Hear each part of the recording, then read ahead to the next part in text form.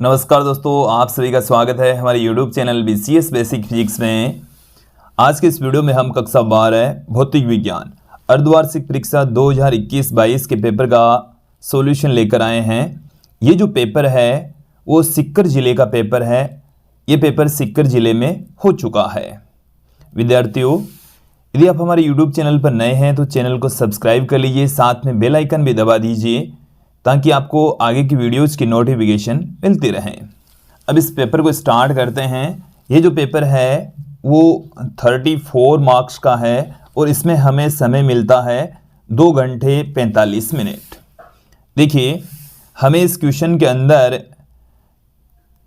कुल मिलाकर 22 क्वेश्चन दिए हुए हैं। एक एक करके इनको हम सोल्व करते हैं। पहला क्वेश्चन देखिए। पहले क्वेश्चन में हमें दे रखा है कि दो आवेशों के मध्य बल F है। यदि उनके मध्य की दूरी को 3 गुणा करें तो इन आवेशों के मध्य बल क्या होगा। देखिए, जब दो आवेश हैं उनके मध्य लगने वाला जो बल है F बराबर होता है 1/4 pi epsilon not Q1 Q2 बट्टे में R²। ये कह रहा है इस क्वेश्चन में कि दूरी को 3 गुणा कर दी जाए।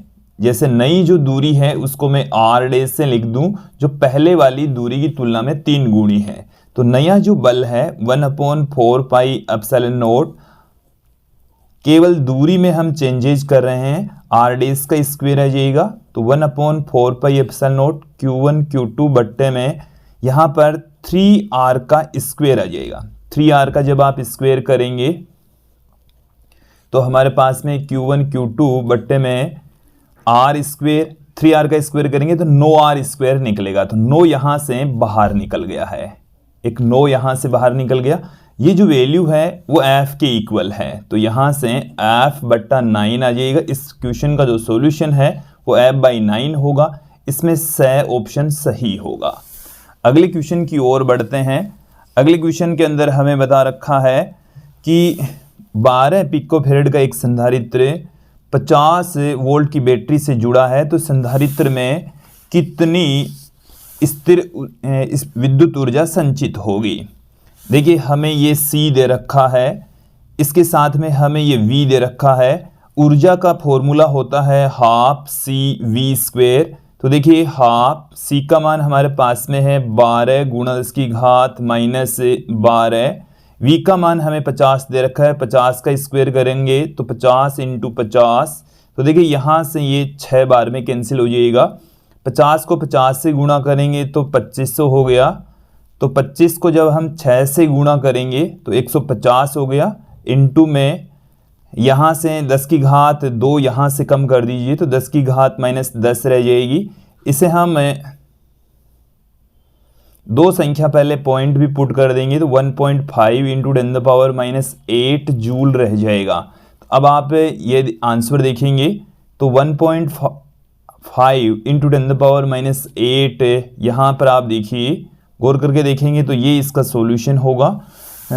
इसमें आएगा। अगले क्वेश्चन की ओर बढ़ते हैं। अगले क्वेश्चन के अंदर हमें μ0 की विमा पूछी है। देखो, μ0 निर्वात की चुंबकशीलता होती है जिसका मात्रक न्यूटन प्रति एम्पीयर स्क्वायर होता है। तो इसी के अकॉर्डिंग इसकी विमा देखिए, m1 L1T-2/A2। तो यहाँ से A2 जब बट्टे से ऊपर जाएगी तो A⁻2 हो जाएगी। इसमें आप देखिए m1 L1T-2A-2 ऑप्शन आएगा, जो कि मुझे इसमें एकदम सुस्पष्ट तो नहीं दिख रहा है। इन दोनों ऑप्शन को एक जैसे ही दिख रहे हैं, एक में -2 और आएगा। तो इसमें कुल मिलाकर इसमें ये आएगा, आप देख लीजिए m1 L1T-2A-2, ये इसकी विमा होगी। क्लियर। फिर देखिए, अगले क्वेश्चन की ओर बढ़ते हैं हम। चौथा जो क्वेश्चन है उसमें हमें 5 हेनरी प्रेरकत्व की एक कुंडली में प्रवाहित धारा का मान 2 एम्पीयर प्रति सेकंड की दर से कम हो रहा है, तो प्रेरित विद्युत वाहक बल का मान पूछा है। देखिए, एक बार इस क्वेश्चन को समझ लीजिए कि हमारे पास में एक प्रेरण कुंडली है, उसमें प्रेरित विद्युत वाहक बल का जो फॉर्मूला है वो हमारे पास में होता है माइनस में L di/dt, ये फॉर्मूला होता है। तो हमें इस E की वैल्यू पूछी है, L का मान हमें दे रखा है क्वेश्चन में 5 हेनरी। इसके साथ में जो धारा है वो लगातार डिक्रीज हो रही है, तो ये di/dt और डिक्रीज हो रही है, इसका मतलब इसके क्षय होने की दर दे रखी है। तो इसका मान जो आएगा वो माइनस में आएगा, तो माइनस में 2 आ गया, तो माइनस माइनस यहाँ से प्लस हो जाएगा, 10 आएगा इसका सॉल्यूशन। तो इसमें 10 वोल्ट आएगा। अगले क्वेश्चन की ओर बढ़ते हैं। प्राय मोटर ड्राइवर की सीट के आगे लगा दर्पण होता है तो उत्तल दर्पण होता है। फिर अगले क्वेश्चन की ओर बढ़ेंगे हम। उत्तल लेंस की शक्ति होती है, तो उत्तल लेंस की जो शक्ति है वो देखिए क्या होगी। 6th क्वेश्चन देखिए, उत्तल लेंस की शक्ति होती है, तो देखिए उत्तल लेंस की फोकस दूरी f पॉजिटिव होती है और p बराबर होता है 1/f, देन p भी पॉजिटिव होता है, तो उत्तल लेंस की जो शक्ति है वो धनात्मक होगी। 7वें क्वेश्चन में हमें पूछा है कि विद्युत आवेश के 2 मूलभूत गुण लिखिए। तो देखिए विद्युत आवेश एक क्वांटीकृत राशि होती है, एक क्वांटीकृत राशि होती है। इसके साथ में विद्युत आवेश सदैव संरक्षित रहता है। हमें 2 ही प्रॉपर्टी पूछी है, तो ये होगा। फिर अगले क्वेश्चन के अंदर देखिए, धनात्मक बिंदु आवेश के कारण से समविभव पृष्ठ का चित्र बनाइए। हमारे पास में एक धनावेश है और उस धनावेश के कारण से जो विभव है वो होता है V बराबर KQ/R के इक्वल। तो यहाँ पर जो धनावेश होता है उसकी वजह से जो समविभव पृष्ठ होगा वो गोलाकार समविभव पृष्ठ होगा। उन्हें हम इस तरीके से खींच सकते हैं। ये विद्युत क्षेत्र रेखाएं हम इस तरीके से बता सकते हैं जो कि समविभव पृष्ठ के ठीक लंबवत होती है। तो बिंदु आवेश के कारण से जो खींचे गए समविभव पृष्ठ हैं वो गोलाकार होते हैं, इस तरीके से होते हैं। अगले क्वेश्चन की ओर बढ़िए। 9वां जो क्वेश्चन है वो हमें दे रखा है कि 4 × 10⁻8 कूलाम आवेश के कारण से 9 × 10⁻2 मिलीमीटर की दूरी पर स्थित किसी बिंदु पर विद्युत विभव परिकलित कीजिए। तो देखियो यहाँ पर 9वें क्वेश्चन के अंदर हमें V पूछा है, KQ/R होता है। सभी की वैल्यू रख दीजिए, ये Q है, ये R है। तो देखिए K का जो मान है वो 9 × 10⁻9 होता है। Q हमें दे रखा है 4 × 10⁻8 अपॉन R, जो कि हमें दे रखा है 9 × 10⁻2 और ये मिलीमीटर में दे रखा है। तो 10⁻³ और करना पड़ेगा इसको मीटर में कन्वर्ट करने के लिए। देखिए 10⁻³ इसको हम जब मीटर में कन्वर्ट करेंगे तो 9 × 10⁻2 इंटू 10⁻³ ये यहाँ पर मिलीमीटर है, यहाँ पर मैंने मीटर में कन्वर्ट कर दिया है। तो देखिए 9 से ये 9 कैंसिल हो गया है, 10⁻5 है, नीचे बट्टे से ऊपर जाएगी तो प्लस में 5 हो जाएगा। तो 4 गुणा 10⁻+14 माइनस में 8, कुल मिलाकर 4 गुणा 10⁻6 वोल्ट आ जाएगा। 4 गुणा 10⁻6 वोल्ट इसका सॉल्यूशन आ जाएगा। अगले क्वेश्चन की ओर बढ़ते हैं।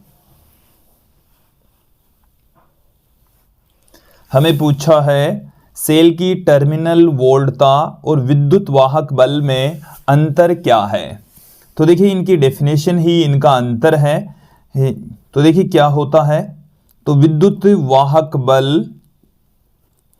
वाहक बल होता है किसी आवेश को एक पूर्ण चक्कर लगाने में किया गया कार्य। परिपथ में पूर्ण चक्कर लगाने में किया गया जो कार्य होता है उसको हम सेल का विद्युत वाहक बल कहते हैं, E से प्रदर्शित करते हैं। तो किसी विद्युत परिपथ में, किसी बंद विद्युत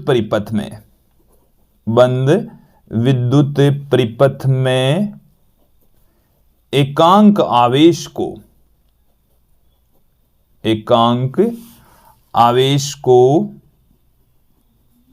एक पूर्ण चक्कर लगाने में किया गया कार्य, एक पूर्ण चक्कर लगाने में किया गया कार्य, लगाने में किया गया कार्य सेल का विद्युत वाहक बल कहलाता है। E बराबर W कुल कार्य बट्टे में आवेश होता है। फिर उसी प्रकार से आप देखेंगे सेल की टर्मिनल वोल्टता, सेल की जो टर्मिनल वोल्टता है वो सेल के बाह्य परिपथ में किसी प्रति एकांक धनावेश को एक टर्मिनल से दूसरे टर्मिनल तक ले जाने में किए गए कार्य के बराबर होती है। तो किसी परिपथ में प्रति एकांक धनावेश को, प्रति एकांक धनावेश को बाह्य परिपथ में, बाह्य परिपथ में एक टर्मिनल से दूसरे टर्मिनल तक, एक टर्मिनल से दूसरे टर्मिनल तक ले जाने में किया गया कार्य, ले जाने में किया गया कार्य, किया गया कार्य। और अब की बार जो टर्मिनल वोल्टता होती है वो बाह्य परिपथ में किया गया कार्य होता है अपॉन Q। इस तरीके से ये दोनों में एक एक इनकी जो डेफिनेशन है वो ही इनके अंदर डिफरेंस हो गया है। फिर हम अगले क्वेश्चन की ओर बढ़ते हैं। विभव मापी की विभव प्रवणता को परिभाषित कीजिए। विभव प्रवणता को हम अक्स से पुट करते हैं। देखिए इसकी डेफिनेशन इसके फॉर्मूले से ही हो जाती है, V बट्टे में L से लिखी जाती है। तो प्रति एकांक लंबाई पर विभव पतन, तो विभव मापी में एक बार डेफिनेशन सुन लीजिए कि विभव मापी के तार पर प्रति एकांक लंबाई पर, प्रति एकांक लंबाई पर विभव पतन, विभव पतन वोल्टेज ड्रॉप विभव प्रवणता कहलाता है। क्लियर। अगले क्वेश्चन की ओर बढ़ते हैं। अगला जो हमारा क्वेश्चन है वो है कि विभव मापी वोल्ट मीटर की तुलना में श्रेष्ठ उपकरण होता है। तो देखिए विभव मापी पाठ्यांक देते समय धारा ग्रहण नहीं करता, जबकि वोल्ट मीटर पाठ्यांक देते समय धारा का एक अंश ग्रहण करता है। इस कारण से वो एग्जैक्ट पाठ्यांक नहीं दे पाता, यथार्थ मान नहीं दे पाता। जबकि विभव मापी शून्य विक्षेप की स्थिति पर कार्य करता है, पाठ्यांक देते समय धारा का अंश ग्रहण नहीं करता, इसलिए विभव मापी की तुलना में ज़्यादा श्रेष्ठ होता है, वोल्ट मीटर की तुलना में ज़्यादा श्रेष्ठ होता है। चलिए मैं एक लाइन इसमें पुट कर देता हूँ।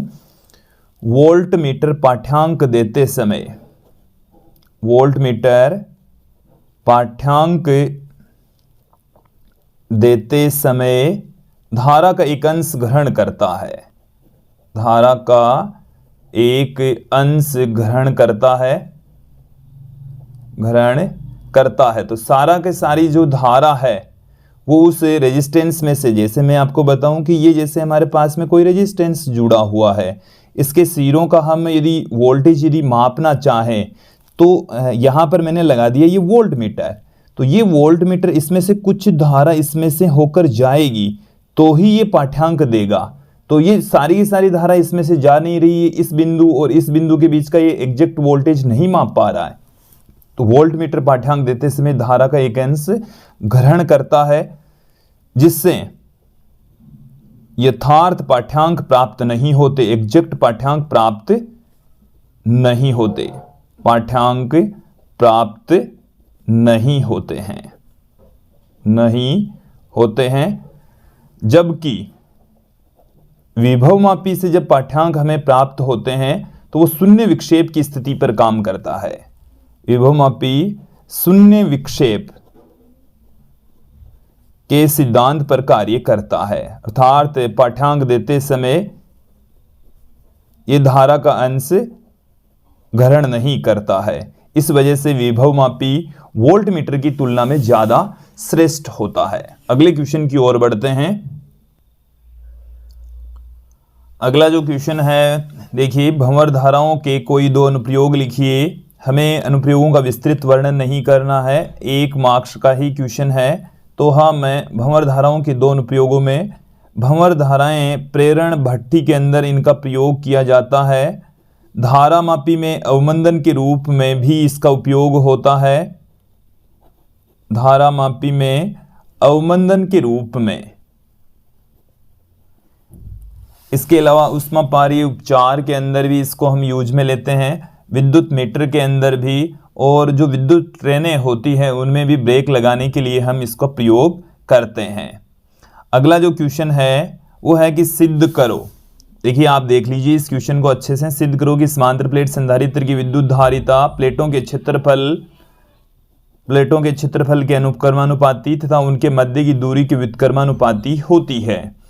ये जो क्वेश्चन है इसका सॉल्यूशन हमने इस वीडियो की डिस्क्रिप्शन में इसकी लिंक दे रखी है, वहां से जाकर आप देख सकते हैं। किसी समांतर प्लेट संधारित्र की जो धारिता है C बराबर होती है A/0/D। इसका सॉल्यूशन हमने इस वीडियो की डिस्क्रिप्शन में दे रखा है। अगला क्वेश्चन देखिए कि 3 प्रतिरोध समांतर क्रम में जुड़े हैं, तो इस संयोजन में 30 वोल्ट की बैटरी से 7.5 एम्पीयर की विद्युत धारा प्रवाहित की जाती है। यदि दो प्रतिरोधों के मान 10 और 12 ओम है तो तीसरे प्रतिरोध की वैल्यू ज्ञात कीजिए। हमें इस तरीके से 3 रेजिस्टेंस दे रखे हैं। ये तीनों ही रेजिस्टेंस एक दूसरे के समांतर क्रम में है। ये R1 है 10 ओम, ये R2 है 12 ओम, और ये R3 है जिसकी वैल्यू हमें ज्ञात करनी है। इसके साथ में हमें ये बता रखा है कि इसमें 30 वोल्ट की बैटरी भी जुड़ी है और इस सर्किट से बहने वाली जो धारा है वो 7.5 एम्पीयर की है। आप यहाँ से देखेंगे कि जो प्रतिरोध है, तुल्य प्रतिरोध, वो हमारे पास में V/I से प्राप्त हो जाएगा। 30/7.5, तो ये तुल्य प्रतिरोध हमारे पास में आ गया 4।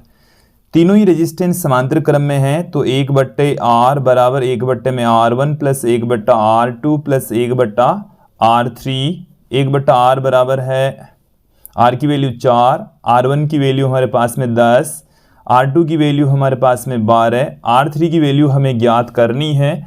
देन हमें देखिए 1/R3 बराबर आ गया 1/4 माइनस 1/10 माइनस 1/12। यहाँ से हम इनका लघुत्तम ले लेते हैं, तो हमारे पास में लघुत्तम आ गया इनका 60 लघुत्तम आ गया है। तो यहाँ से देखिए 15 बार में माइनस में 6 आ गया, माइनस में 5 आ गया, तो 4/60 आ गया। यहाँ से 1/15 आ गया। जो R3 है वो 15 ओम होगा। क्लियर।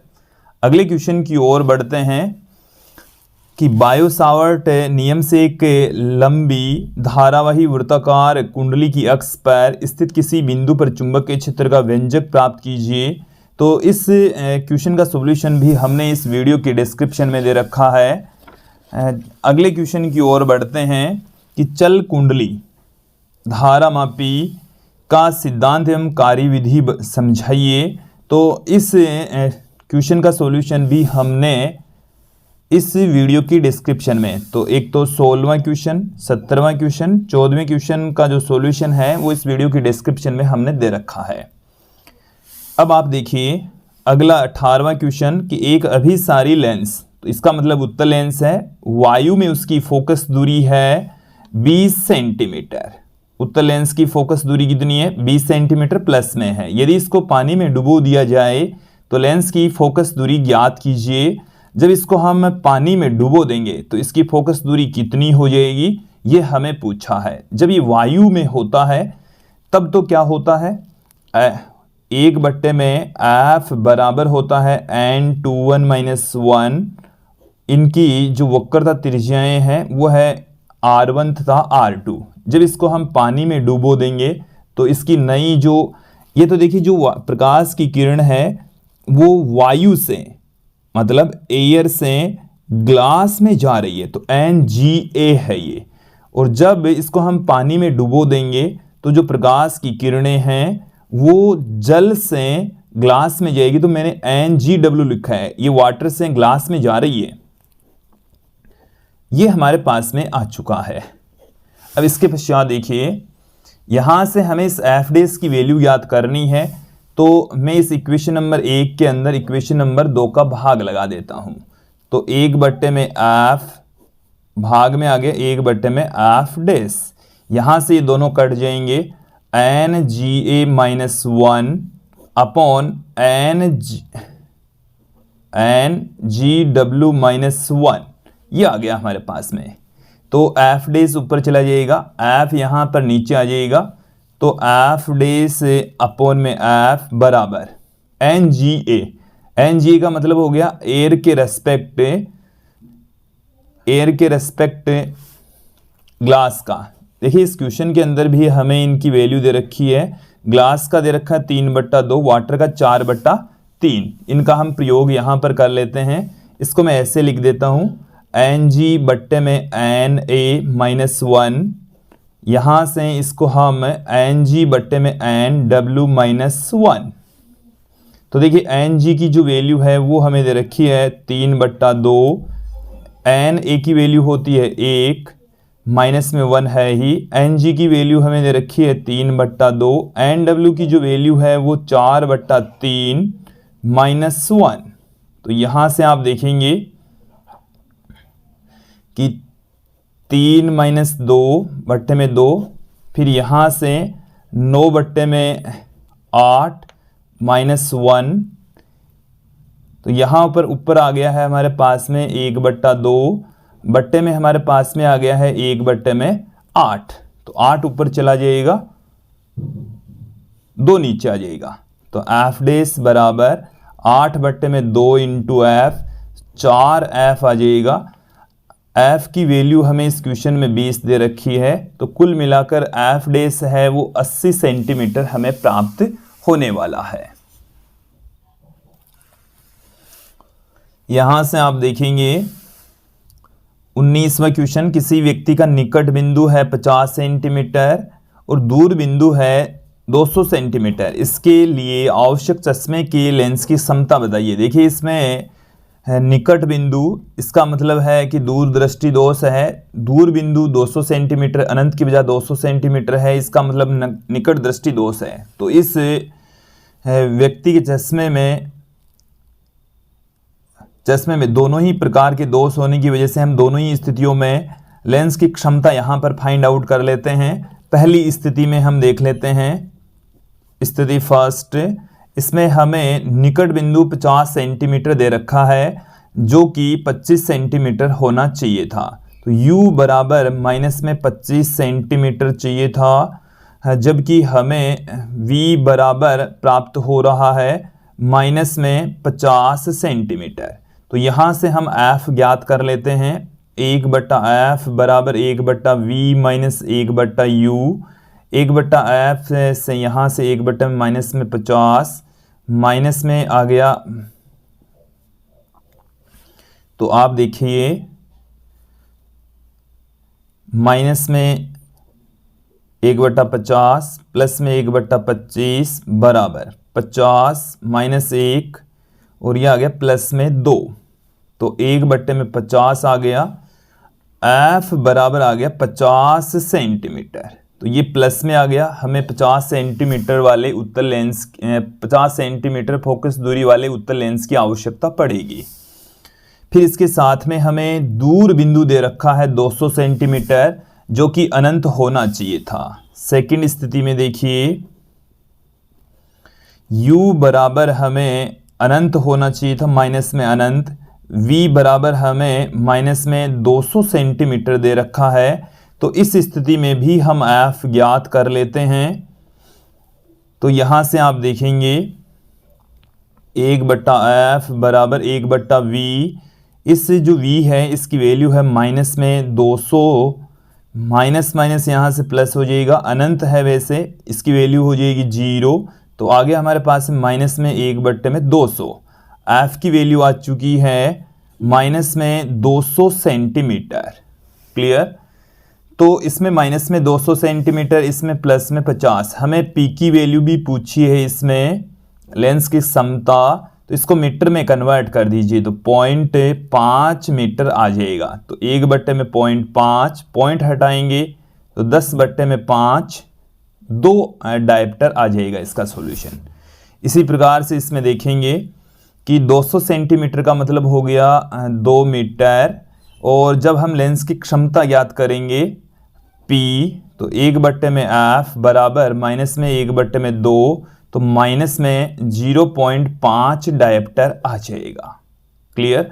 इसमें उत्तल लेंस की आवश्यकता है, इसमें अवतल लेंस की आवश्यकता पड़ेगी। तो ये था इस क्वेश्चन का सॉल्यूशन। अगले क्वेश्चन की ओर बढ़ते हैं। देखिए इन क्वेश्चनों को अब समझने का प्रयास करेंगे। हमें इस क्वेश्चन में बता रखा है 20वें क्वेश्चन में विद्युत द्विध्रुव आघूर्ण की परिभाषा दीजिए। इसके कारण से इसकी निरक्ष पर स्थित किसी बिंदु पर विद्युत क्षेत्र की तीव्रता का व्यंजक प्राप्त कीजिए। आवश्यक चित्र भी बनाइए। इसका सॉल्यूशन भी हमने इस वीडियो की डिस्क्रिप्शन में दे रखा है। अगला क्वेश्चन देखेंगे, विद्युत फ्लक्स की परिभाषा दीजिए और गाउस के नियम से एक समान आवेशित समतल चादर के कारण से इसके नजदीक किसी बिंदु पर विद्युत क्षेत्र का व्यंजक व्युत्पन्न कीजिए। तो इस क्वेश्चन का सॉल्यूशन, अब आगे जो भी क्वेश्चन है उनको हमने इस वीडियो के डिस्क्रिप्शन में उनका सॉल्यूशन दे रखा है। एक बार क्वेश्चन मैं यहां पर समझा देता हूं। जो अगला हमारा क्वेश्चन है वो है लेंज का नियम लिखिए। समरूप चुंबकीय क्षेत्र में एक चालक छड़ की घूर्णन गति के कारण से इसमें प्रेरित विद्युत वाहक बल का सूत्र व्युत्पन्न कीजिए। इसके साथ में अथवा में ही दे रखा है एम्पीयर का नियम, और इसकी सहायता से किसी लंबी प्रणालिका की अक्ष पर उत्पन्न चुंबकीय क्षेत्र की तीव्रता का व्यंजक प्राप्त कीजिए। और इस पेपर का जो अंतिम क्वेश्चन है वो भी देख लीजिए कि किसी प्रिज्म के लिए आपतन कोण मतलब I और विचलन कोण डेल्टा के बीच में ग्राफ खींचिए। प्रिज्म के लिए अपवर्तनांक, प्रिज्म कोण और विचलन कोण के मध्य संबंध स्थापित कीजिए। और इसी में ही अथवा में दे रखा है संयुक्त सूक्ष्मदर्शी का किरण आरेख खींचिए। संयुक्त सूक्ष्मदर्शी की आवर्धन क्षमता के लिए आवश्यक सूत्र भी व्युत्पन्न कीजिए। तो ये जो क्वेश्चन नंबर 20, 21, 22 और इसके अलावा मैंने आपको और भी बताया है एक क्वेश्चन नंबर 14, 15, क्वेश्चन नंबर 14, 16 और 17। तो इन 6 क्वेश्चनों का जो सॉल्यूशन है वो इस वीडियो की डिस्क्रिप्शन में हमने दे रखा है, वहां पर जाकर आप उनका सॉल्यूशन देख सकते हैं। आज के इस वीडियो में इतना ही। धन्यवाद दोस्तों।